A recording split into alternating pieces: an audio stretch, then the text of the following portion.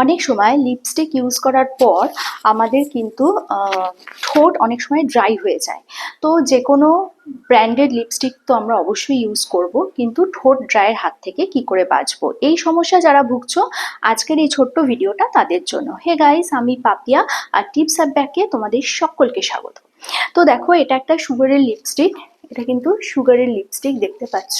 প্রথমে বেরিয়ে গেছিলাম। তো যাই হোক, এই সুগারের লিপস্টিক কিন্তু এই লিকুইড লিপস্টিকটা ইউজ করলে আমার ঠোঁটটা একটু ড্রাই হয়ে যায়। তো সেক্ষেত্রে তোমরা কি করে ড্রাইনেসের হাত থেকে ঠোঁটকে বাঁচাবে?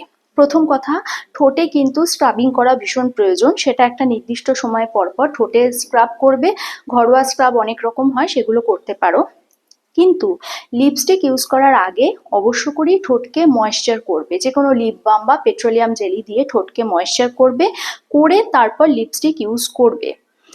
করার পর দেখবে ঠোঁটটা কিন্তু অনেকক্ষণ ময়েশ্চার থাকবে ঠোঁটে, এবং লিপস্টিকটাও অনেকক্ষণ স্টে করবে। যদি ঠোঁটে ড্রাইনেস থাকে আর তার উপর তুমি লিপস্টিক ইউজ করো, তাতে দুটো জিনিস হয়। লিপস্টিকটা হয়তো স্টে করে যাবে, কিন্তু দেখতে খুব বিশ্রী লাগে। ড্রাই ঠোঁটে, যখন ড্রাই লিপসে তুমি লিপস্টিক ইউজ করছো, সেটা দেখতে খুব বাজে লাগে এবং খুব চিপ টাইপের লাগে। মনে হয় না কোনো ব্র্যান্ডেড লিপস্টিক তুমি ইউজ করেছো, মনে হয় কোনো একটা সস্তার কোনো লিপস্টিক ইউজ করেছো।